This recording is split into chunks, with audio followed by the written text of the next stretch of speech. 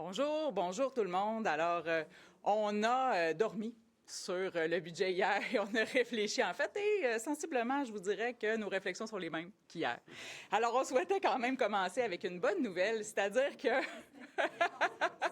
il y a une constance. Ça fait que voilà, bonne journée. Mais non.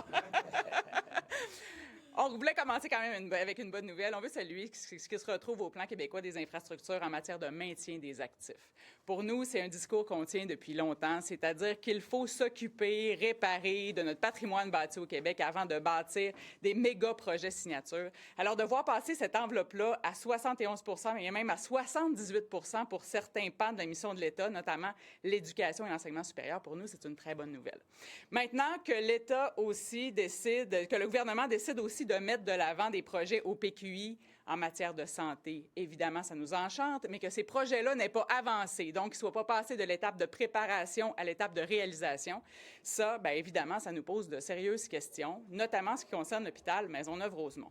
Je sais qu'il y a des plans qui sont faits. Je sais qu'il y a des travaux préparatoires à faire également. Maintenant, plus on attend, plus les coûts explosent aussi. C'est ce qu'on vit. Alors, ce qu'on sait, c'est que tant et aussi longtemps que les budgets ne seront pas fermés, que le go officiel ne sera pas donné, bien, ces coûts-là sont susceptibles d'augmenter encore. Alors, nous, ce qu'on demande au gouvernement, c'est d'être clair sur les projets qui vont aller de l'avant en cours d'année. On parle de l'hôpital Maisonneuve-Rosemont, évidemment, c'est catastrophique. Pour ma part, vous savez aussi que je parle du bloc opératoire de Chicoutimi, là, qui se retrouve davantage dans ma circonscription, qui se retrouve là, à quelque part là, dans le même cas. Alors, voilà ce qui concerne le plan québécois des infrastructures. Je laisserai la parole maintenant à Pascal. Merci. Alors, on vous réitère en ce lendemain de budget nos 4 principales conclusions sur ce budget. D'abord, c'est que c'est beaucoup d'énergie pour pas grand-chose. J'ai dit hier que c'est un budget qui allait s'auto-détruire dans quelques semaines, là, comme dans l'ancienne série Mission Impossible, parce que il est complètement incohérent avec ce que les candidats à la direction de la CAQ, Christine Fréchette et Bernard Drainville, disent jour après jour sur l'orientation qu'ils veulent donner à leur futur gouvernement une fois que les membres de la CAQ auront choisi qui sera le premier ministre là, à partir de dans quelques semaines. Deuxièmement, la posture financière difficile du gouvernement n'est pas le résultat de la conjoncture internationale et de facteurs indépendants. Il est le résultat des bientôt 8 ans de mauvaise gestion financière de la CAQ. On a souligné hier quand même la bonne nouvelle que représente le fait que le déficit prévu pour l'exercice en cours est moindre que ce qui avait été annoncé, donc il est tout juste sous la barre des 10 milliards, mais à 9,9 milliards et à 8,6 milliards pour l'année prochaine. Ça demeure énorme, beaucoup trop important compte tenu du surplus dont avait hérité ce gouvernement lorsqu'il est arrivé au pouvoir. Troisièmement, le gouvernement a chiffré une partie des manques à gagner de tous les refus qu'il a essuyés du gouvernement fédéral au fil des ans, que représente l'échec de la troisième voie caquiste, donc d'obtenir des gros gains à l'intérieur du régime fédéral. Donc, le ministre Girard, qui n'est pas le souverainiste en chef du Québec, vous en conviendrez avec moi, dit dans son propre budget « J'ai pas l'argent qu'il faut du gouvernement fédéral en santé, en immigration et pour les infrastructures, mais ce sont des chiffres partiels. Nous, on en a pour 16 milliards donc, de manque à gagner. Ça veut dire qu'à tous les jours, les Québécois qui ont des problèmes d'accès aux soins de santé, qui arrivent à la rentrée puis qu'il n'y a pas assez de professeurs dans les écoles, qui roulent sur des infrastructures en mauvais état, sur des routes en mauvais état, c'est en raison du fait qu'on envoie 90 milliards au gouvernement fédéral. Dernière chose, pendant que le gouvernement de la CAQ se réserve à même le budget de l'État une caisse électorale, il ne se préoccupe pas des besoins, des préoccupations principales des Québécoises et des Québécois qui, eux, font face à l'augmentation du coût de la vie, à l'inflation, au prix de l'essence. Donc, il n'y a rien sur le prix de l'essence, il n'y a rien sur le prix du panier d'épicerie, il n'y a rien sur le coût du logement. Et ça démontre un gouvernement qui est malheureusement déconnecté des priorités des Québécois. Cette caisse électorale-là ne pourrait pas être utilisée pour baisser la taxe sur l'essence. Dans ce cas-là, est-ce que ce serait électoral ou ce serait plutôt de mesures raisonnables? Bien non, mais le principe même de cette caisse électorale, à même le budget de l'État, est absolument inacceptable. C'est choquant. La première chose qui est choquante, c'est que ce n'est pas écrit noir sur blanc dans le budget. Et nous, on l'a demandé là, dans nos interactions hier pendant le huis clos. On a dit, mais ça a été évoqué par le ministre avant la présentation du budget. On n'a rien vu là-dedans. ce sont les médias qui ont obtenu cette révélation-là en disant 250 millions par année sur 5 ans. C'est jusqu'à 1,2 ou 1,3 milliard de dollars. Et les collègues de Québec solidaire, il faut aussi le reconnaître, ont trouvé là, dans une autre page cachée dans le budget un autre fonds d'1,5 milliard là, pour des raisons qu'on ne connaît pas encore, mais qui pourraient être très bien des raisons électoralistes, de dépenser cette année, là, à la veille des élections. Et le ministre, en plus, en a rajouté en disant que si ça, c'est pas assez, on pourrait aller piger dans la réserve de 2 milliards prévue par le budget pour couvrir les promesses électorales. Là, on n'est pas dans une plateforme électorale qui est présentée dans le cadre d'une campagne électorale aux Québécois, puis faites votre choix. On est dans le budget de l'État québécois et à même ce budget, on a réservé une caisse électorale. C'est complètement inacceptable. Qui va pouvoir faire des promesses à partir de ce montant-là aussi? Est-ce que vous estimez que c'est un montant qui est comme disponible à tout le monde pour faire des promesses? Mais non, c'est un montant qui est actuellement mis à la disposition des candidats à la direction de la CAQ. Parce que là, on dit, bien, on le réitère, le principal problème, c'est qu'on a un budget qui est dépendant pas de l'intérêt collectif, mais des intérêts électoralistes puis des considérations internes de la CAQ. Dans 3 semaines, à peu près, on va avoir le nouveau chef ou de la nouvelle chef. Puis là, il va arriver avec une vision qui va être complètement différente de celle du budget. Ça, c'est un problème. Le problème, c'est que Bernard Drainville et Christine Fréchette ont fustigé l'esprit du gouvernement de la CAQ depuis 8 ans, c'est-à-dire de prendre des milliards puis d'investir au pif dans des entreprises en choisissant les gagnants. Ils ont dit on va mettre fin à ça. Le budget fait exactement ça.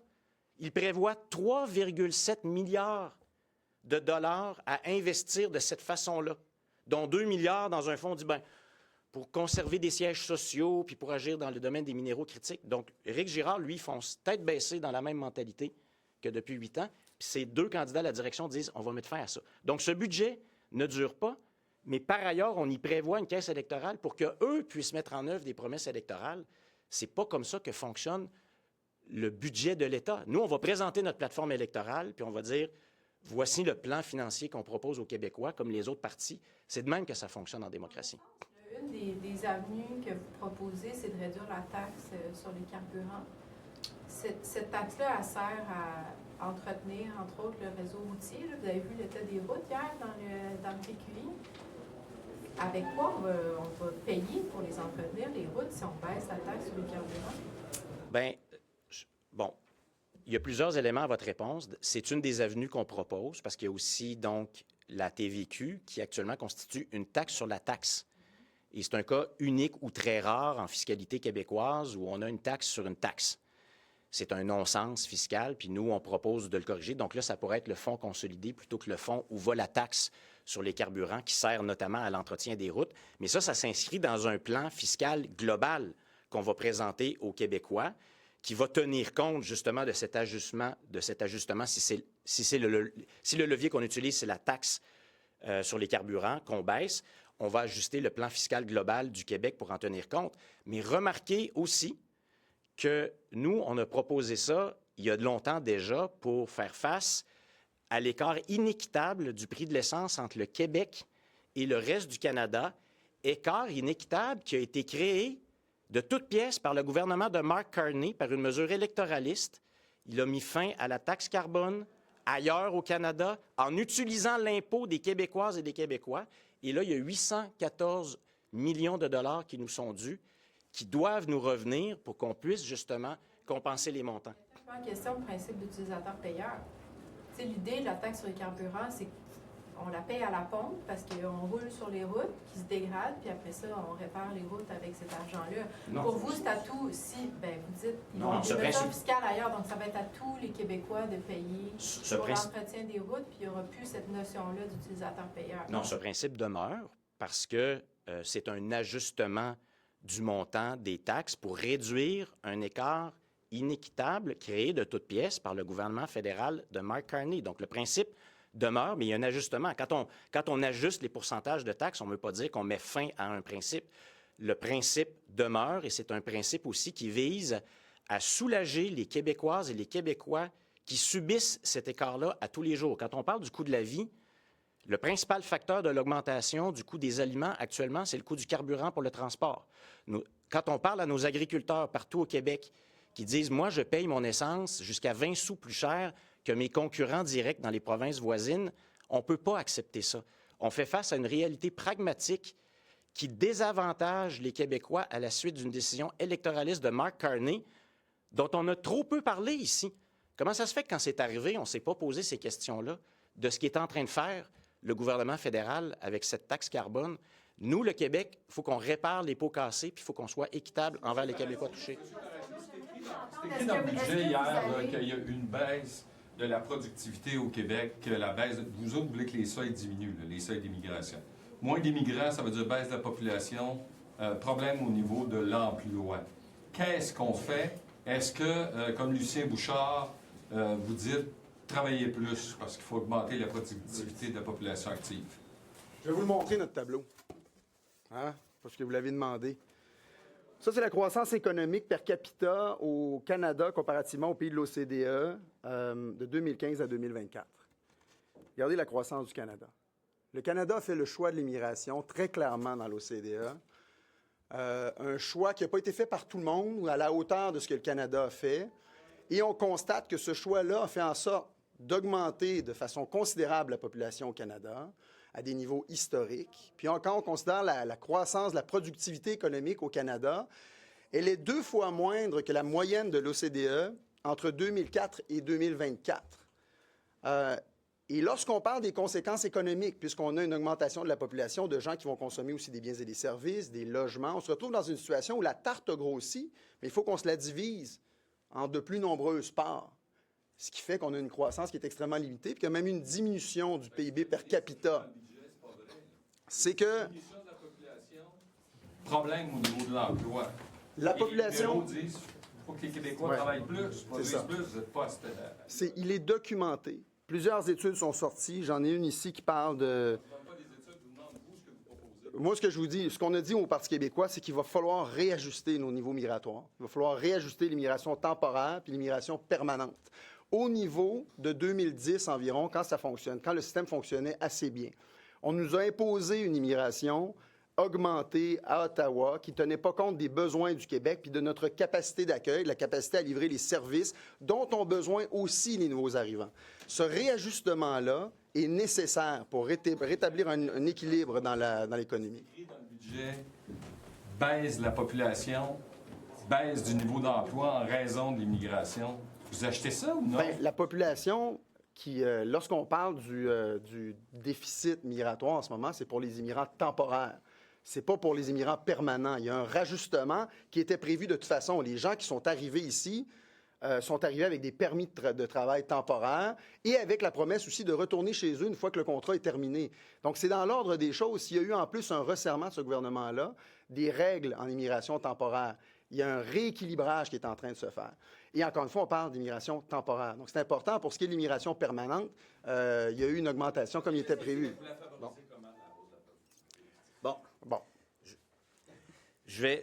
Merci, Alex. Donc, on a bien lu les pages du budget sur cette question démographique et il n'y a pas de conclusion claire à la fin. Ça dit on va devoir ajuster les politiques financières, économiques et fiscales pour tenir compte de ces changements démographiques.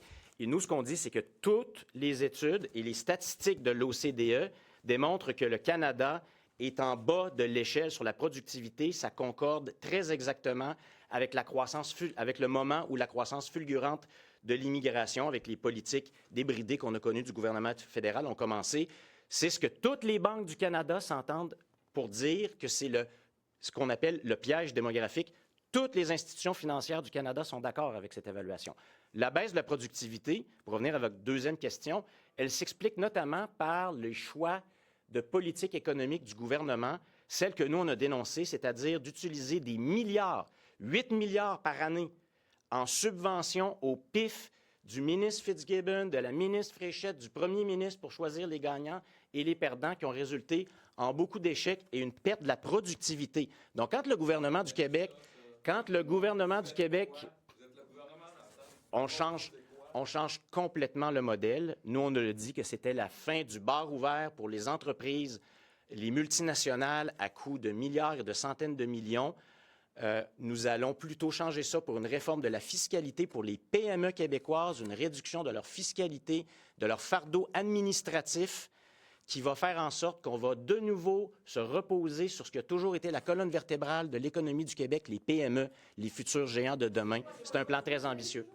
Laval à cette conférence là, prévue le 26 mars. Oui, je compte y aller, puis ça va me faire plaisir de le faire. J'ai publié là-dessus ce matin aussi pour remettre les choses en perspective. Évidemment, nous, on déplore ce genre de campagne-là, d'intimidation idéologique, qu'on voyait beaucoup dans les campus universitaires américains. On l'a vu aussi au Québec, peut-être un peu moins, mais il y a 5, 10, 15 ans, on aurait pu croire que c'était terminé, là, qu'on était passé à autre chose. Évidemment, je me retrouve avec des panélistes avec qui je ne m'entends pas surtout, là. Au contraire. Je me retrouve avec un panéliste qui a écrit les discours de François Legault, avec un autre qui a tenu des propos très, très durs envers mon chef. Mais ça va me faire plaisir de discuter de toutes sortes d'idées sur l'avenir de la nation québécoise, parce que c'est ça aussi l'université, c'est de pouvoir discuter, la discussion jaillit la lumière, de pouvoir échanger des idées pour comprendre, pour convaincre aussi. C'est le propre d'une université de faire ça. Puis je déplore qu'il y ait des gens, souvent associés, on va le dire, à une certaine frange de la gauche, souvent associés aussi à Québec solidaire, même des porte-paroles qui ont relayé le message, qui intimident comme ça pour confisquer le débat. Nous, ce qu'on considère, c'est qu'on a le droit dans une université de discuter ouvertement, sans partager les idées de tout le monde, mais pour que les étudiants aussi puissent participer. Donc, il y a une période de questions qui est prévue, il va y avoir des échanges avec les étudiants. Ça permet aussi de réfléchir peut-être à d'autres panels comme ça qui pourraient avoir lieu sur d'autres thèmes. En fait, je trouve que c'est un bel exercice en démocratie, puis ça nous donne l'occasion peut-être de le rappeler, ce qui est en train de se passer, de rappeler l'importance de la liberté d'expression dans des discussions démocratiques comme celle-là. Qu'est-ce que vous dites à ce groupe féministe qui dit que vous avez un discours traditionnaliste, discriminatoire, voire haineux? Bien, vous voyez à quel point de le dire, je le sais absolument. En fait, on me taxe de tendance de droite et on dit que j'utilise des concepts comme la capacité d'accueil. Il faut le faire, là. Cette semaine, on a adopté une motion qui parle justement de la capacité d'accueil. Ça a été appuyé, ça, par l'ensemble des formations politiques ici. Donc, je trouve aussi que dans cet épisode-là, ça montre un discrédit total de cette façon de penser, où on a une déconnexion complète avec la population puis avec le tableau politique au Québec. Il y a peut-être quelque chose aussi, il y a peut-être une leçon à tirer de ça, puis un message à comprendre dans la population, qui sont ces gens qui portent des idées franchement, qui sont surréalistes. Le panel manque de diversité.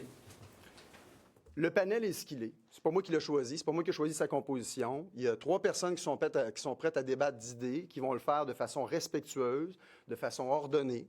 Et je pense qu'il va y avoir des échanges extrêmement intéressants. Les gens sont invités à venir. Moi, je pense, venez nous voir, venez participer, venez dire votre mot. Puis ça en dit long aussi sur l'argumentaire des gens qui veulent annuler des débats comme ça. Hein, s'ils sont incapables de pouvoir confronter leurs idées. Puis qu'on s'entende bien, là. Les propos haineux, les propos discriminatoires, c'est interdit. Il y a la loi qui encadre ça. Puis la loi doit s'en occuper. Mais d'avoir des idées, parfois, qui ne font pas l'affaire de tout le monde, c'est normal d'être confronté à des idées qui ne sont pas les nôtres. Surtout dans une université. Qu'est-ce que vous pensez de ces milliers de camions qui roulent sur nos routes au Québec puis qui ont enlevé le système anti-pollution? Comment c'est scandaleux. Honnêtement, c'est scandaleux. Quand on a vu ça, de voir qu'il y a une fraude comme celle-là qui a été faite au vu et au su de mandataires de la SAC, même devant les yeux du ministère de l'Environnement, la CAQ aurait pu intervenir, ça fait déjà longtemps, dans d'autres provinces, il y a eu des interventions, il y a des technologies qui permettent de voir qu'il manque ces dispositifs, avec les conséquences environnementales que ça peut avoir. Honnêtement, c'est un autre témoignage d'un gouvernement qui s'est assis sur ses mains dans le dossier du camionnage. C'était la même chose pour les contrôleurs qui se retrouvaient pris dans les pesées, qui ne pouvaient plus faire d'interception sur la route, et ça ajoutait au Far West qu'on a connu sur les routes du Québec. Donc, c'est extrêmement déplorable. Puis moi, je demande encore une fois à ce gouvernement-là d'agir rapidement pour amener un certain ordre sur les routes, parce que en ce moment, là, on l'a dit, mais c'est le Far West. Si on peut déjà recommencer à faire des interceptions avec les contrôleurs routiers sur la route, là, je comprends qu'il y a des pas qui ont été franchis dans cette direction-là, mais visiblement, le travail n'est pas terminé. Yeah, the CAQ leader the CAQ left some money for their next leader in the budget. What's your take on that? This is totally unacceptable. This is not an electoral platform proposed to Quebecers in the framework of an electoral campaign. This is the official budget of the state, of the Quebec state, and within the budget, in a non-transparent manner, I would say occult in French. Can we say that in English? Occult. Because none officially stated. If you look at the budget, in any documents, any annex of the budget, you will not find officially that line. So it was disclosed or admitted to the media during the minister's press conference. 250 million a year for 5 years, so 1.3 billion reserved for the candidates in the leadership race of the CAQ. This is totally unacceptable. The budget of the state must not be used for political purposes. And this $1 billion, where do you think it should have went instead? Well, look at the needs on the ground. The actual daily concerns of Quebecers are unanswered by the budget. The inflation, the rising cost of life, the cost of gasoline, it's climbing, it's difficult for Quebecers, and there's nothing for lodging, nothing for fuel, nothing for transportation, nothing for the cost of food at the grocery. So unfortunately, totally disconnected from the real concerns of Quebecers, but still finding some financial room for the candidates' campaign. It's totally unacceptable. Have you ever seen such a fund before in a budget for this nature? For me, it's unusual. But Very interesting question. So yesterday, we were at the huis clos, and so we didn't have access to all the tools, but we were amongst ourselves saying, have we ever seen such a thing? And the answer was no. So if you have any precedent, please advise us. We'll keep looking. But for us, it's unprecedented. And it's testament to the way this government and this political party are looking at state businesses. This is state business. This is the budget of the Quebec state. It's not an electoral fund, but it's treated as such by the government. It's totally unacceptable, and I think Quebecers will judge that very severely.